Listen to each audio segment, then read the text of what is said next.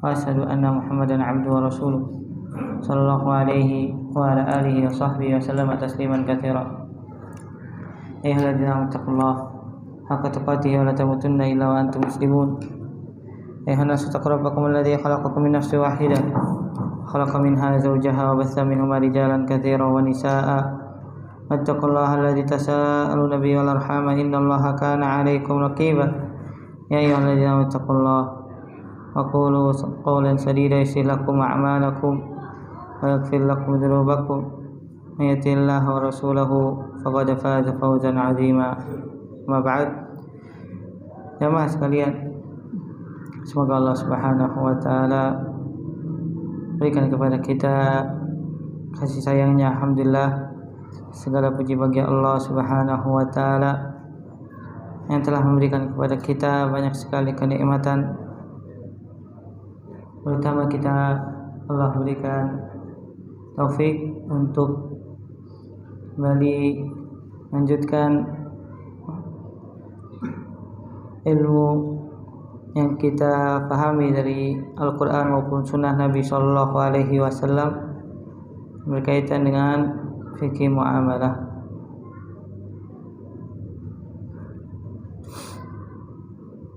Dan kita masih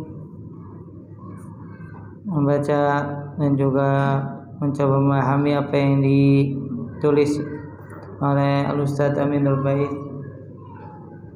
Hafizallahu ta'ala wa wafaqah dari kitab beliau Halal Haram Bisnis Online.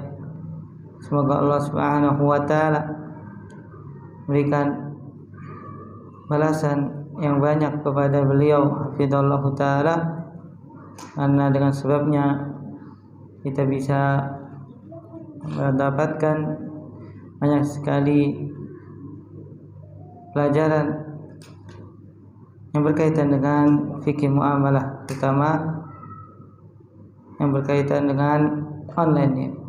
Berkaitan dengan online. Dan kita masuk pada pembahasan bab yang selanjutnya. Setelah pertemuan yang lalu kita membahas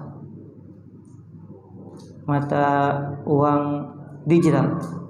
Mata uang digital, ada salah kesimpulannya kita belum membacanya ya, agar yang belum sempat hadir bisa mengetahui kesimpulan dari mata uang digital yang telah Ustaz Aminul Bait Hafizallahu ta'ala bahas dalam kitab ini. Nah, yang ada bukunya buka halaman 179.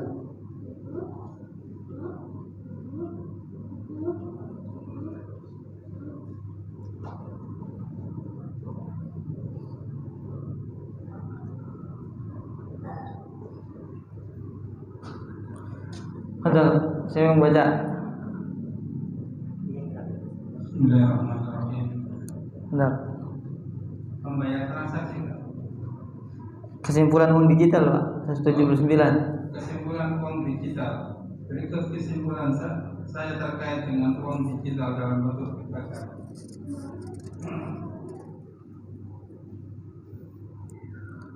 Uang digital mukhatab memiliki backup bagi flat money. Kemudian cabangnya tidak mengkhatab atau memiliki backup flat money. Berikutnya cabangnya pulsa atau properti yang disepakati atau manfaat. Dalam mukhatabah dibagi lagi cakupan luas, misalnya e-money, dan terbatas, misal COVID-19. Misal GoPay atau T-Cash. Kemudian cakupan luas dibagi lagi satu, statusnya mata uang digital dan berlaku hukum mata uang. Yang terbatas atas statusnya bukan mata uang namun saldo dipahami sebagai simpanan. Kemudian cabang untuk miliknya tidak mukhatab, yaitu karena tidak memiliki distinct aset, tidak boleh ditransaksikan, atau pulsa dengan cabangnya bisa dijadikan alat tukar meskipun bukan uang. Demikian saya pahami. Nah, ini ada bagian dari kesimpulan uang digital yang telah dibahas pada halaman-halaman sebelumnya ya. Beliau menyebutkan uang digital itu ada 3. Yang pertama muqattah, yaitu memiliki backup flat money, yaitu perekonomian dalam sebuah negara. Backupnya maka terbagi menjadi 2 kata beliau, ada cakupan luas yaitu imani yang bisa dimanfaatkan lebih luas ya. Maka kata beliau statusnya mata uang digital dan berlaku hukum mata uang. Berlaku hukum mata uang. Adapun terbatas, misal seperti GoPay atau T-Cash atau yang lainnya, ShopeePay, maka kata beliau statusnya bukan mata uang, namun saldo dipahami sebagai simpanan. Dipahami sebagai simpanan. Walaupun terjadi khilaf apakah simpanan di sini maknanya berhutang atau hanya titip. Adapun yang tidak muqattah, yaitu memiliki backup flat, ini maksudnya tidak memiliki ya. Ini salah cetak. Maksudnya tidak muqattah adalah tidak memiliki backup flat money. Yang kita bahas seperti apa jemaah? Karena tidak memiliki underlying aset, tidak boleh ditransaksikan. Itu apa? Bitcoin dan yang semacamnya. Dalam bahasa Arab, an-nuqudu al-iftiradiyah, mata uang yang dianggap suatu mata uang padahal fisiknya sama sekali tidak ada, hanya sebuah digital, sebuah bentuk digital. Dan kesimpulannya tidak boleh ditransaksikannya, tidak boleh ditransaksikan. Walaupun Allah Ta'ala alam jamaah sekalian, bagaimana pernah Syekh Ustaz Hafizullah Ta'ala sampaikan, kalau seandainya dikasih, kalau seandainya apa? Dikasih, maka boleh dilakukan. Maksudnya boleh digunakan tanpa diperjualbelikan. Kalau seandainya itu memiliki nilai. Tapi kalau diperjualbelikan maka masuk ke dalam gol. Kalau misalnya antum dikasih hadiah Bitcoin misalnya, ya fadhol antum gunakan. Kalau seandainya ada yang mau terima, tapi kalau diperjualbelikan tidak. Karena ada gharar. Bisa difahami jemaah. Dan yang ketiga, pulsa atau properti. Maka ini bisa dijadikan alat tukar meskipun bukan uang. Allah Ta'ala alam bisawab. Ini kesimpulan dari Al-Ustaz Hafizallahu Ta'ala. Ustaz, nanya masalah muqattah. Kan punya status terbatas itu Ustaz. Di sini statusnya kan punya simpanan. Simpanan itu sifatnya berhutang apa kita punya simpanan saldo Ustaz? Dan terhadap GoPay-nya atau terhadap T-Cash. Kenapa? Ulang. Kita punya saldo di sini termasuk kan ini kan terbatas sudah. Misalnya GoPay atau T-Cash. Di sini kita punya statusnya simpanan. Simpanannya itu simpanan buat T-Cash atau simpanan buat kita atau gimana Ustaz? Kemarin kan sudah dibahas Pak. Iya, soalnya ini kan terhitung simpanan aja. Yang namanya juga kesimpulan. Kalau beliau menyebutkan simpanan, maka kalau misalnya dianggap oleh seseorang itu kita meminjamkan, maka tidak boleh mengambil keuntungan. Tapi kalau hanya kita menitip dan apa yang didapatkan dari bonus atau diskon itu sebagai hadiah, maka itu boleh. Paham Pak? Tergantung dari siapa yang dipilih perkataan. Adapun kemarin sudah sampaikan kalau Ustaz Hafizallahu Ta'ala cenderung lebih kemana? Lebih menjaga. Tidak perlu mengambil diskon atau bonus yang didapatkan ketika top up di GoPay atau di ShopeePay atau yang semacamnya dari pembayaran secara digital. Allah Ta'ala. Baik, kita masuk pada pembahasan selanjutnya. Halaman 180, hal haram cari uang di dunia maya. Nah, hal haram cari uang di dunia maya. Bismillahirrahmanirrahim. Ada beberapa aktivitas cari uang di dunia maya yang banyak dilakukan masyarakat. Meskipun terkesan kuno, tapi hingga saat ini masih dijadikan sarana untuk cari uang di dunia online. Ada 10 materi yang akan kita bahas di bagian ini. 1. AdSense atau AdMed. 2. CPA, Cash for Action atau Cash for Action. 3. Bisnis aplikasi. 4. Jual beli domain. 5. Justip, jasa titipan. 6. Hukum giveaway. 7. Voucher dan YouTuber. 8. Trading saham online. 4. Trading forex. 10. Jual beli akun medsos dan followers. Iya. Semoga Allah memudahkan. Namun sebelumnya kita akan membahas bentuk transaksi jual jasa. 1. Akad jual beli jasa ada 2. 1. Akad ijarah. 2. Akad jualah. Kedua sama-sama jual jasa, hanya saja bedanya untuk ijarah perhitungan fee atau ujrah berdasarkan rentan waktu tertentu, misalnya per bulan atau per tahun sesuai kesepakatan. Contoh, akad ijarah adalah si A mengiklankan produknya di web milik si B dengan tarif perubahan 1 juta tanpa melihat seberapapun kenaikan penghasilan si A sesudah iklan.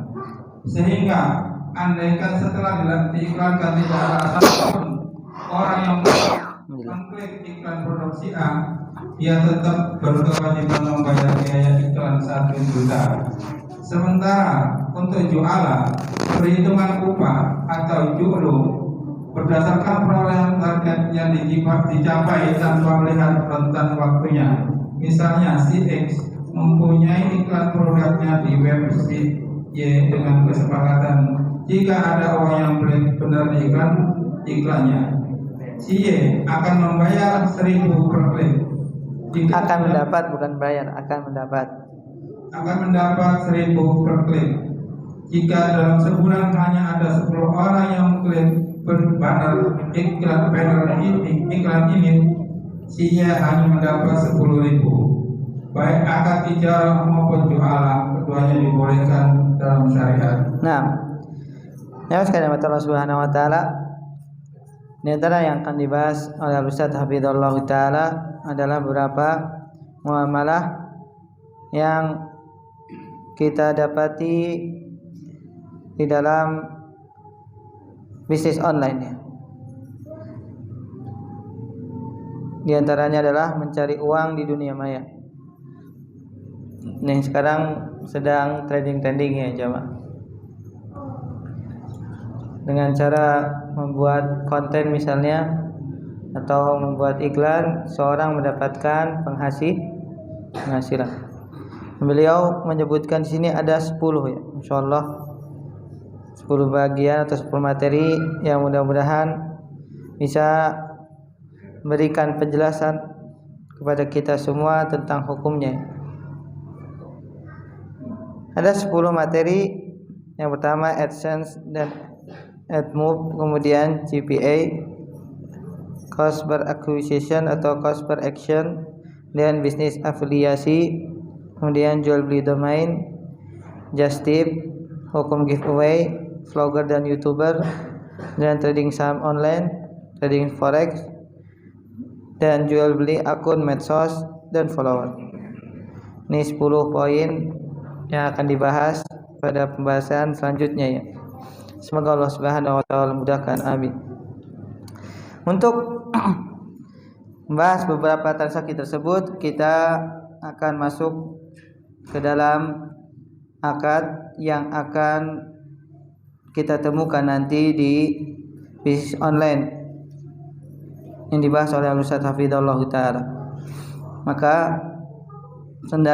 setidaknya kita memahami dua akad dalam hal jasa. Yang pertama akad ijarah dan yang kedua adalah akad ju'alah. Dan dua-duanya ini berkaitan dengan jasa. Berkaitan dengan apa? Jasa.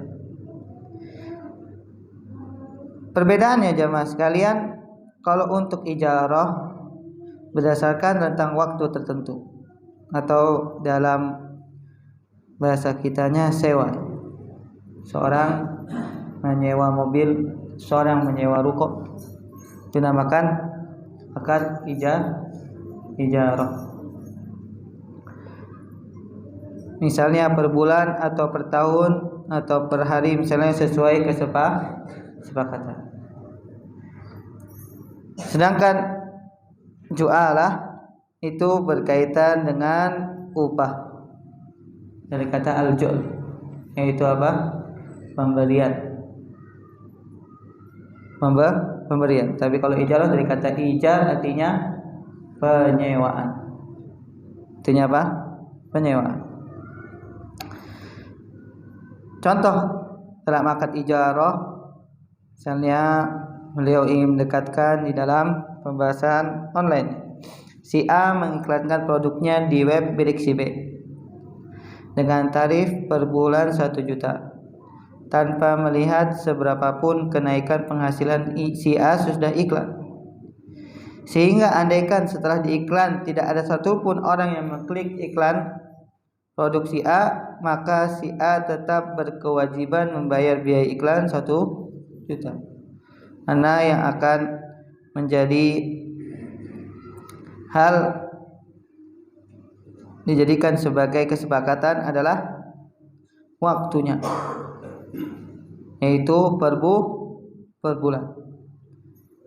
Mengiklankan di sebuah misalnya web, mau berapa orang yang mengklik 1 atau 1000 atau 10.000, dia hanya menawarkan rentan waktu untuk meletakkan iklannya. Ini ijarah. Berbeda dengan ju'alah. Perhitungannya yang menjadi hal titik jual beli jasanya adalah perhitungan upah. Itu berdasarkan perolehan target yang dicapai tanpa melihat rentang waktunya. Misalnya si X memasang iklan produknya di web si Y dengan kesepakatan jika ada yang mengklik banner iklannya, si Y akan mendapatkan Rp 1.000 per klik. Jika dalam sebulan hanya ada 10 orang yang mengklik banner iklan tersebut, maka si Y hanya mendapatkan 10.000. Bisa jadi sebulan tidak hanya 10 orang, bisa jadi berapa? 100 orang misalnya, atau 100.000. Maka si Y akan bertambah untung. Itu perbedaan antara ijarah dengan ju'alah. Dan keduanya jamaah sekalian, ijarah maupun ju'alah itu diperbolehkan. Diperbolehkan dalam syariat. Nah, dalam Al-Quran Allah memberikan ijarah dalam bentuk menyusui anak. Allah berfirman, "Fa'in aradtum an tastardi'u auladakum fala junaha 'alaikum idza salamtum ma ataitum bil ma'ruf." Jika kamu ingin anak disusukan oleh orang lain, maka tidak ada dosa bagimu apabila kamu memberikan pembayaran sesuai kadar sewajarnya. Al-Baqarah 33. Ayat ini dalil boleh Yusuf mengumumkan ada yang mencurikan kantang sang raja. Beliau memberi janji, siapa yang berhasil menangkap pencuri itu akan mendapat upah sekian. Allah ceritakan dalam Al-Quran bahwa para petugas keamanan itu berkata, waliman ja'a bihi himlun ba'ir. Siapa yang dapat mengembalikan akan memperoleh bahan makanan atau seberat beban unta. Yusuf 72. Ayat ini dijadikan dalil para ulama mengenai bolehnya akad jualan. Nah, dalam Al-Quran di antara dalil yang membolehkan akad ijarah adalah firman Allah Subhanahu wa taala yang berkaitan dengan ibu susu ya. Wa in aradtum an tastardi'u auladakum fala junaha 'alaikum idza sallamtum ma ataitum bil ma'ruf. Jika kamu ingin anakmu disusukan oleh orang lain, maka tidak ada dosa bagimu apabila kamu memberikan pembayaran sesuai kadar sewajarnya. Di sini ada namanya ijarah, penyewaan ketika sang anak disusukan oleh ibu yang memiliki susu. Maka para ulama mengambil kesimpulan diperbolehkannya ijarah. Bolehkannya ijarah. Adapun akad jualah ini kisahnya Nabi Yusuf alaihissalam. Ketika Nabi Yusuf mengumumkan ada yang mencuri gantang raja, maka beliau memberi janji alaihissalam, siapa yang berhasil menangkap pencuri itu akan mendapatkan upah sekian. Dan upah ini adalah jualah. Sebagaimana Allah Subhanahu wa taala firman dalam surat Yusuf ayat 72, waliman jaa'a bihi himlu ba'ir. Siapa yang dapat mengembalikan yang telah dicuri dari raja akan memperoleh bahan makanan seberat beban unta. Dan para ulama menjadikan dalil ayat ini sebagai bolehnya akad jualah. Akad jualah. Nah, lanjut Pak, para ulama. Para ulama juga sepakat bahwa transaksi jualah hukumnya boleh, seperti yang dinyatakan oleh Ibnu Qudamah. Aku tidak mengetahui ulama yang berbeda pendapat tentang bolehnya jualah. Al-Mughni 6/20. Pada asalnya, jualah adalah termasuk transaksi ijarah atau jual jasa.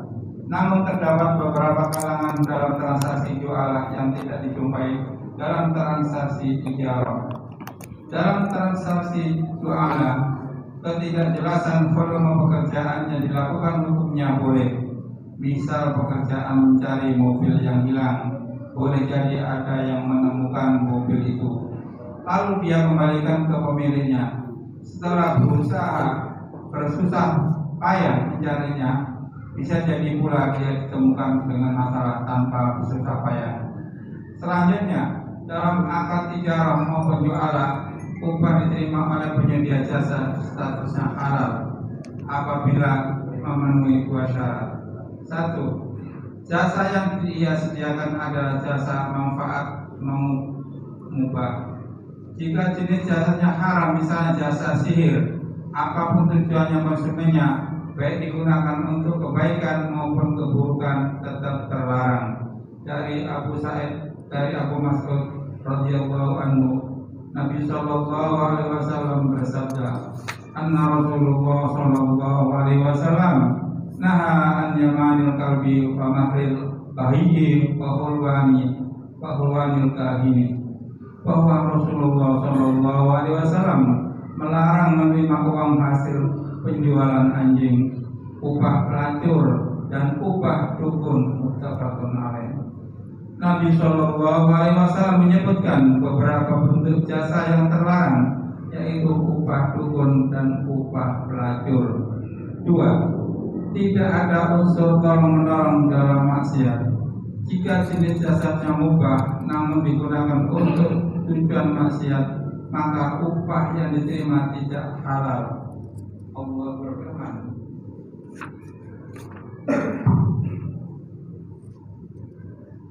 ولا تعاونوا على الإثم والعدوان واتقوا الله إن الله شديد العقاب.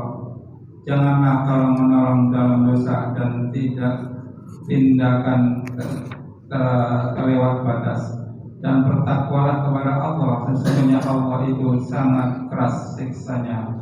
Surat Al-Maidah ayat 2. Nah, itu juga yang dijadikan dalil oleh para ulama bahwa akad ijarah dan jualah itu adalah ijma, sebagaimana dinukilkan oleh Al-Imam Ibnu Qudamah dalam kitab beliau Al-Mughni. Aku tidak mengetahui ulama yang berbeda pendapat tentang bolehnya jualah. Dan masuk juga di sini ijarah ya. Kenapa? Karena pada asalnya jualah adalah termasuk transaksi ijarah. Jual jasa. Namun terdapat beberapa perbedaan antara ijarah dan jualah. Di antaranya transaksi jualah bisa tidak jelas volume pekerjaan yang dilakukan. Contohnya mencari mobil yang hilang. Boleh jadi orang yang menemukan mobil itu mendapatkannya dengan susah payah, kembalikan kepada pemiliknya. Bisa jadi pula dia menemukannya dengan cara yang mudah tanpa susah payah. Ini yang membedakan antara jualah dengan ijarah. Dan keduanya harus memenuhi dua syarat kalau seandainya diperbolehkan. Yang pertama, jasa yang dia sediakan adalah jasa yang manfaatnya mubah. Ketika ijarah atau jualah ini jasanya ternyata diharamkan, maka dilarang. Contohnya, misalnya jasa melakukan sihir. Untuk keburukan atau kebaikan semuanya terlarang. Dalam hadis Abu Mas'ud radhiyallahu taala anhu, Nabi SAW bersabda, "Anna Rasulullah SAW naha an thamanil kalbi wa mahril bagi wa hulwanil kahin." Rasulullah SAW melarang menerima uang hasil penjualan anjing, kemudian upah pelacur dan juga upah perdukunan. Semuanya dilarang. Jamaah sekalian yang Allah Subhanahu wa taala. Jadi ketika ada jasa yang berkaitan dengan yang disebutkan oleh Nabi Shallallahu alaihi wasallam atau yang ternyata manfaatnya itu haram. Contohnya apa jamaah? Misalnya jual jasa apa? Memeras anggur misalnya untuk khamr. Atau apa jamaah? Kerja di mana? Kerja di perusahaan rokok misalnya. Kerja di mana? Perusahaan rokok. Karena rokoknya itu haram atas kesepakatan siapa? Bukan para ulama, orang yang berakal. Juga dokter. Bahkan para perokok insya Allah semuanya sepakat bahwa rokok yang dia hisap itu mengandung racun. Maka jelas ini terlarang jasanya. Dan yang kedua, tidak ada unsur tolong-menolong dalam maksiat. Jika jenis jasanya mubah namun digunakan untuk tujuan maksiat, maka upah yang diterima tidak halal. Allah Subhanahu wa taala firman, "Wala ta'awanu 'alal itsmi wal 'udwan." Dan janganlah kalian tolong-menolong dalam dosa dan tindakan melampaui batas. Dan bertakwalah kepada Allah, sungguhnya Allah itu sangat keras siksaannya. Yang contohnya apa jemaah? Ketika seorang memiliki ruko kemudian disewakan untuk apa? Untuk diskotik misalnya, atau untuk produksi minuman yang diharamkan, minuman keras, atau untuk misalnya disewakan. Sewanya halal gak jemaah?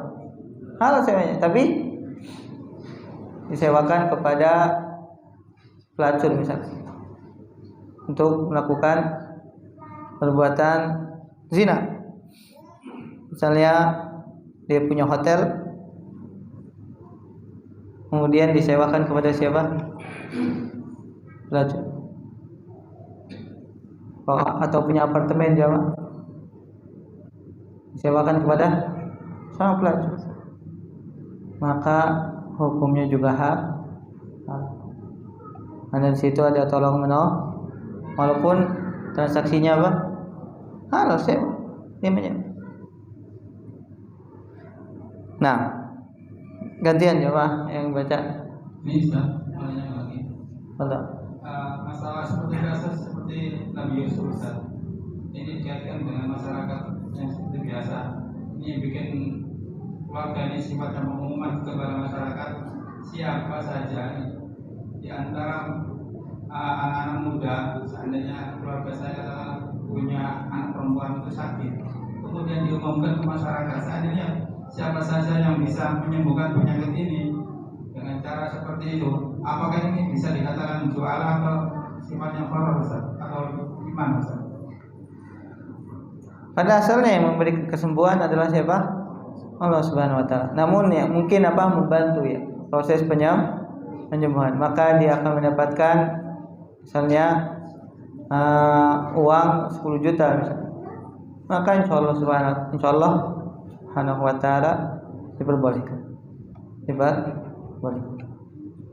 Nah, padahal gantian Abu Salma baca termasuk pembahasan AdSense dan AdMob. AdSense and AdMob.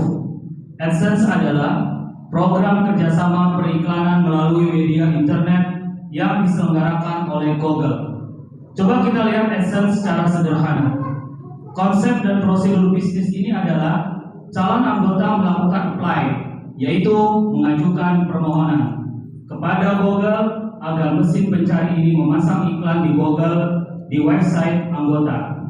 Database iklan Google AdSense yang berbentuk teks maupun gambar kemudian ditampilkan di website anggota. Kepada anggota Google AdSense diberikan kode tertentu dan kode ini dapat diletakkan di header, body website, bottom atau menu. Secara random, yaitu acak, iklan itu akan muncul secara otomatis di website tempat anggota memasang kode tersebut. Anggota tidak dapat mengontrol jenis iklan yang dimunculkan oleh Google AdSense karena iklan ditampilkan secara random sesuai dengan konten isi halaman web milik anggota. Jadi, ada kemungkinan muncul iklan pornografi, judi, kasino, atau kredit yang umumnya tidak syar'i, atau iklan games yang membaca pada hal yang sia-sia dan pelanggaran syariat. Anggota akan menerima pembayaran jika website diklik pengunjung, setiap kunjungan mendapatkan 0,01 US dollar. Pembayaran dilakukan jika terkumpul 100 dolar Amerika. AdMob kurang lebih sama seperti AdSense, namun berbedanya AdMob berjalan di platform mobile. Nah, AdMob dan AdSense ini adalah kerjasama periklanan melalui media internet yang diserahkan oleh Google. Kalau AdSense di internet biasanya berkaitan dengan selain mobile. Adapun AdMob ini lebih kepada platform mobile seperti game-game yang hanya khusus di handphone misalnya. Ini hampir sama dengan AdSense. Konsepnya anggota melakukan apply kepada pengajuan ke Google ya, agar mencari ini memasang iklan Google di website anggota. Bisa jadi bentuknya teks ataupun gambar, kemudian ditampilkan di website anggota. Yang muskilahnya di sini jamaah, anggota tidak dapat mengontrol jenis iklan yang dimunculkan Google AdSense. Bisa jadi muncul iklan pornografi misalnya, atau judi, atau kasino, atau misalnya tawaran kredit. Dan kata beliau umumnya tidak syar'i. umumnya tidak syar'i. Anggota akan menerima pembayaran jika websitenya diklik pengunjung. Jadi setiap diklik websitenya itu berarti kan ada kunjungan, dan pasti mau tidak mau ketika melihat website tersebut ada iklan yang diletakkan di Google. Pembayaran dilakukan jika terkumpul $100. Pokoknya kalau ada $100 maka akan dikirim kepada si pemilik website oleh siapa? Oleh Google. Itu juga AdMob ya. Tapi ini dalam platform mobile. Ya, kalau di game-game atau di aplikasi jamaah, kalau yang gratis tapi biasanya menggunakan iklan, yaitu AdMob. Karena dalam aplikasi handphone. Baik, masuk takyif fikihnya. Takyif fikih untuk upah Google AdSense.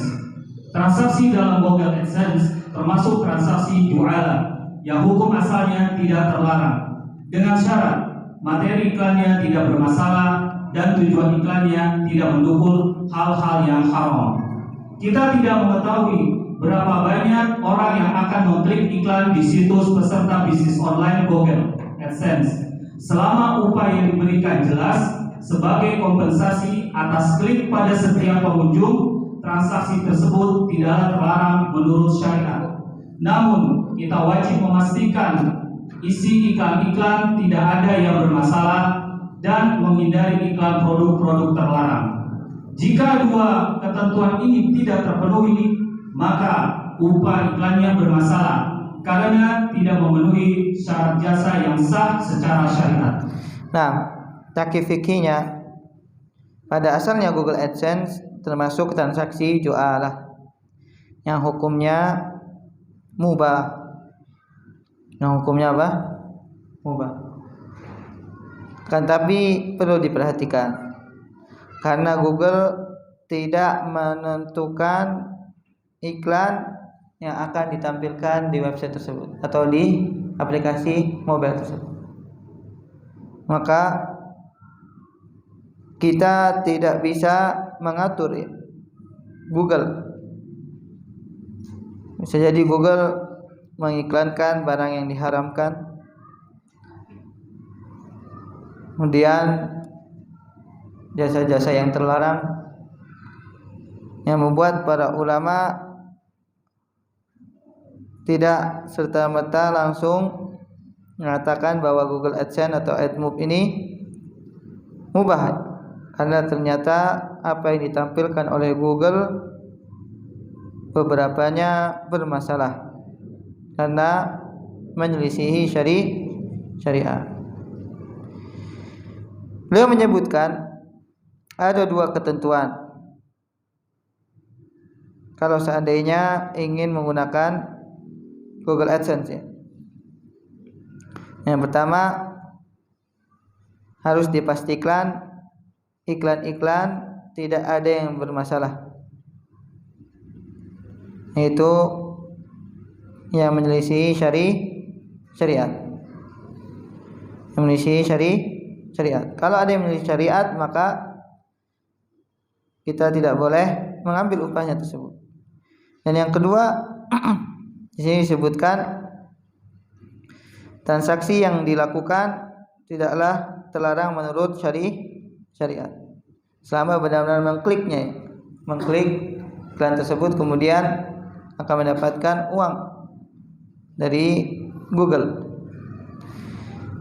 Kalau dua ketentuan ini tidak terpenuhi, maka upah iklannya bermasalah. Sebagaimana nanti akan dinukilkan salah seorang ulama dalam menjawab bolehkah menggunakan Google AdSense dalam transaksi atau di dalam jual beli jasa atau jualah. Fadhal. Sudah masuk kisah ya jemaah? Ya, kita dengar ada terlebih dahulu. Insyaallah kita akan lanjutkan.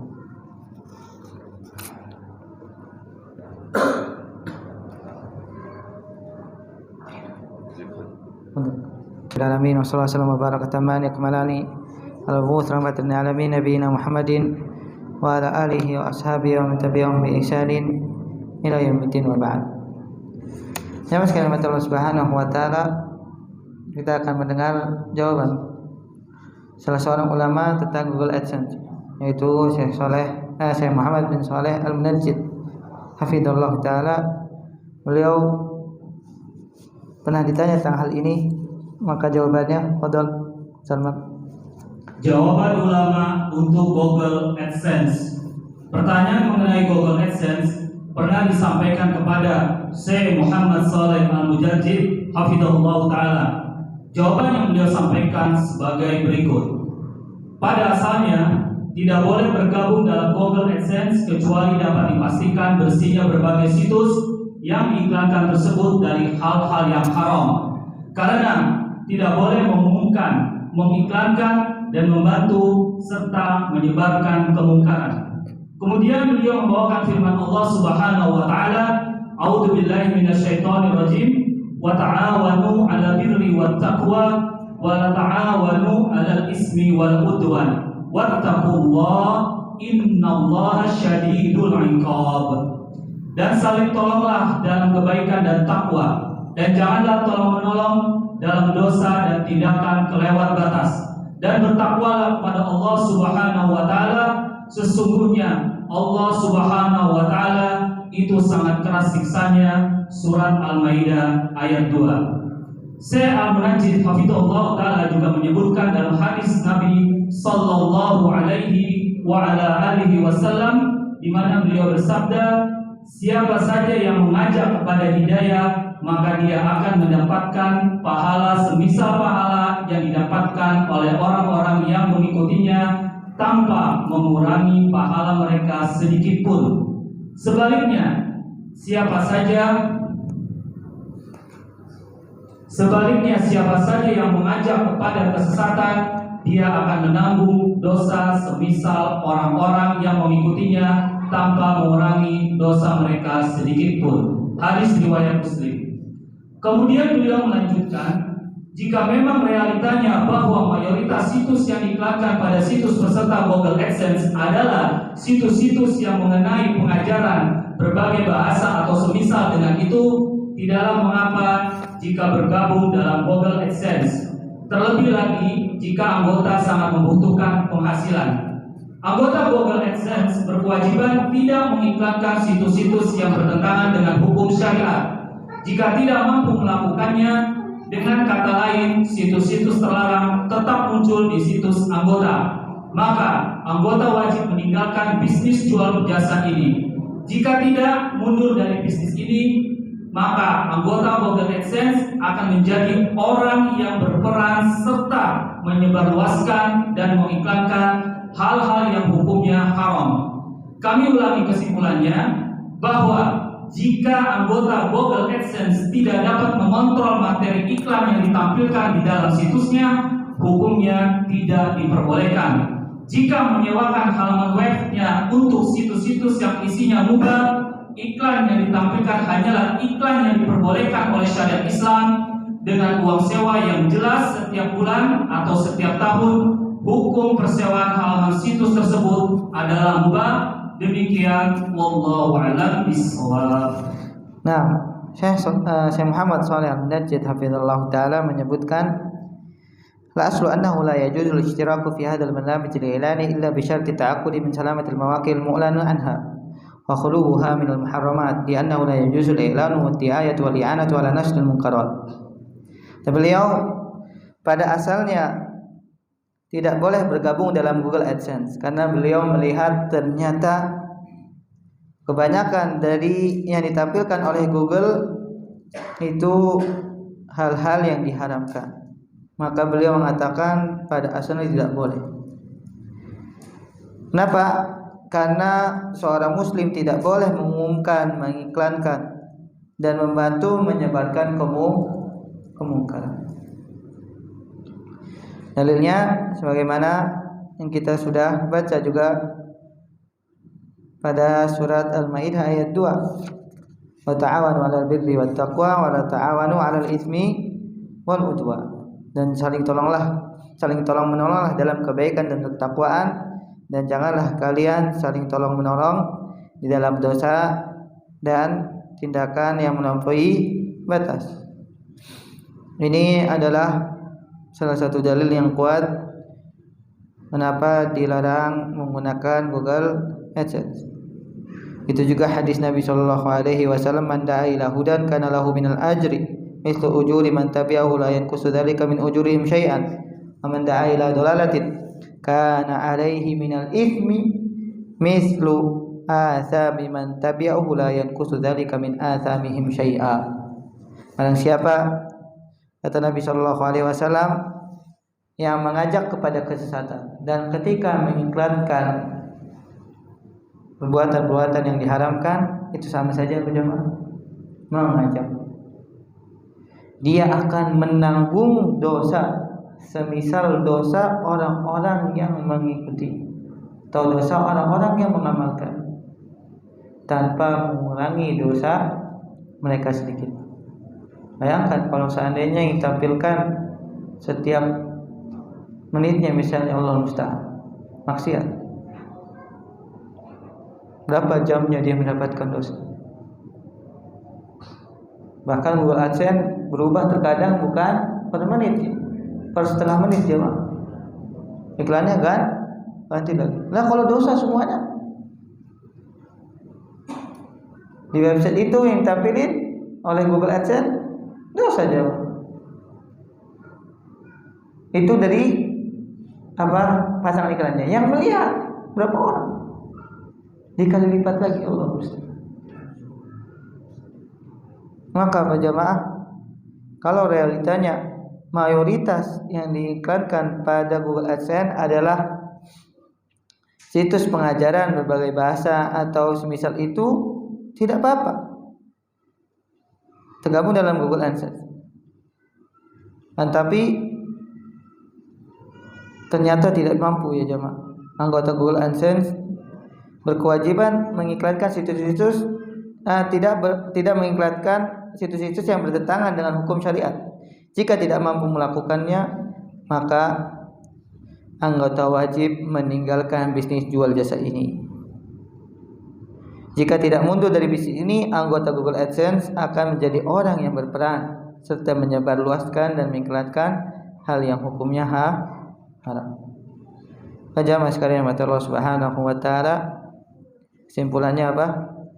Google AdSense telah sampai sampai anggota mampu memilih atau diberikan keluasan untuk kalau seandainya Google AdSense itu bisa memberikan choice ya, pilihan apa saja yang akan diiklankan, misalnya kursus-kursus atau misalnya barang-barang elektronik, tidak ada hubungannya dengan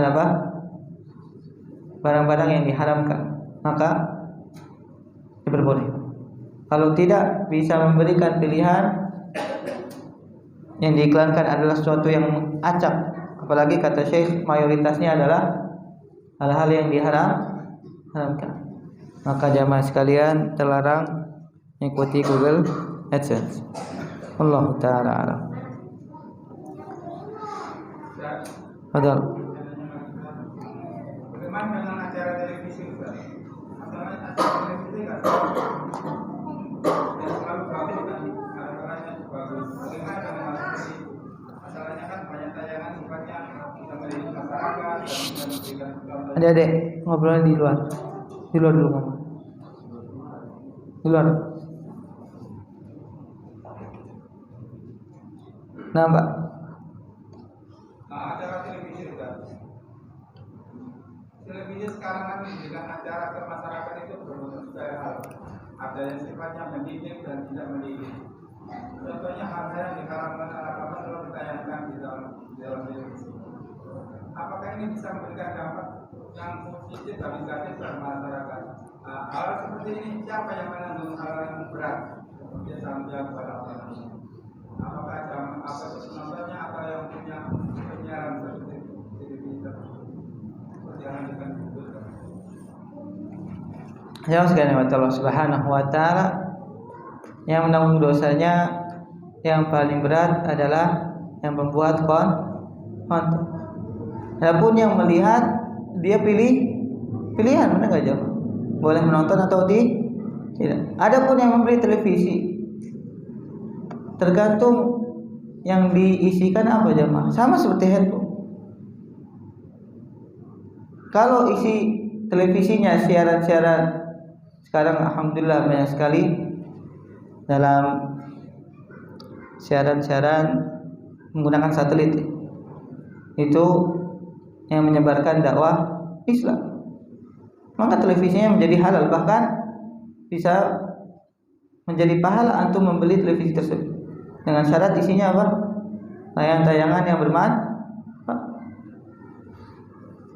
Bagaimana juga antum punya handphone. Pada asalnya televisi, handphone tidak larang. Itu sesuatu yang membuat haram apa? Ketika antum mengisinya atau menggunakannya dalam kemaksiatan.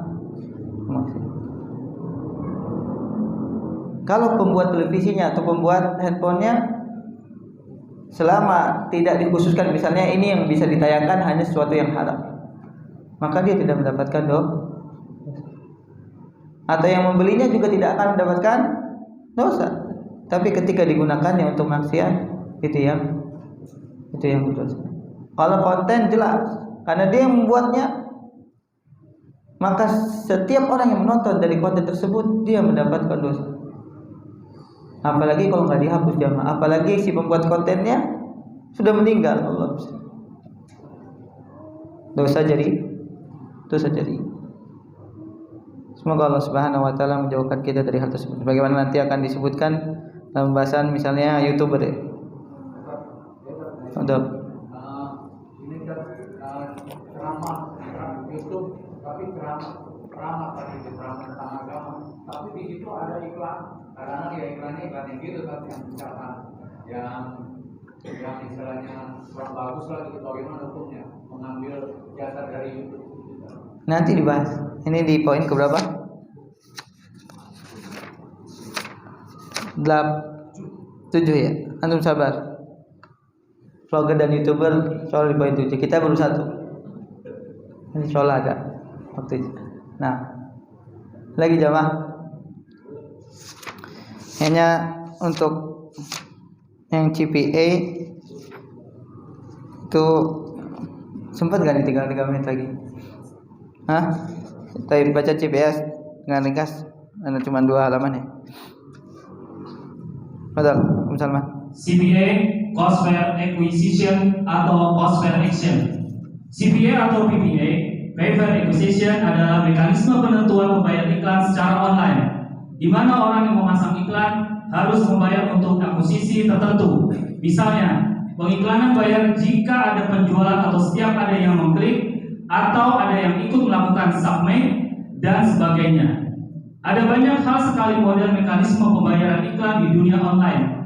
Intinya adalah penyedia layanan iklan akan dibayar jika orang yang iklan mendapatkan konsumen atau klien dari iklan yang dia pasang. Takifiti CPA PPA. Jika kita perhatikan, skema transaksi di atas adalah akad jualan, di mana penyedia jasa dibayar ketika dia berhasil mendapatkan konsumen. Dan juga jasa dengan akad jualan dibolehkan selama semua terukur. Karena itu, yang perlu ditentukan di sini adalah nilai pembayaran setiap akuisisi atau setiap klik atau setiap ada yang submit. Jika ini tidak ditentukan, maka tidak ada kejelasan gharar dari sisi harga dan itu dilarang. Ad-Dasuki dalam hasjisianya Fikih Maliki mengatakan, harga dan barang harus jelas, diketahui penjual dan pembeli. Jika tidak, maka transaksinya batal. Ya, masuk di sini adalah jasa ya, jual beli jasa. Nah, lanjut, kebersihan iklan harus tetap dijaga. Kita lompat kena waktu. Kebersihan iklan harus tetap dijaga. Persyaratan kebersihan materi iklan harus tetap diperhatikan. Jika tidak boleh ada iklan yang berisi maksiat atau yang mengarah kepada ajakan maksiat. karena tidak boleh tolong-menolong dalam dosa dan maksiat. Saya rasa kira cukup jelas. Wallahu a'lam bishawab. Nah, CPA sama seperti AdSense atau AdMobi. Pada asalnya jualah.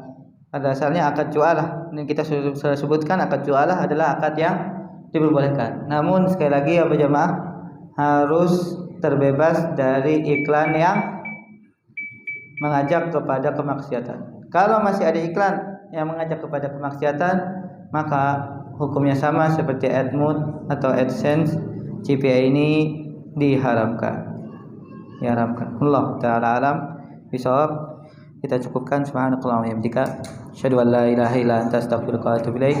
Assalamualaikum warahmatullahi wabarakatuh.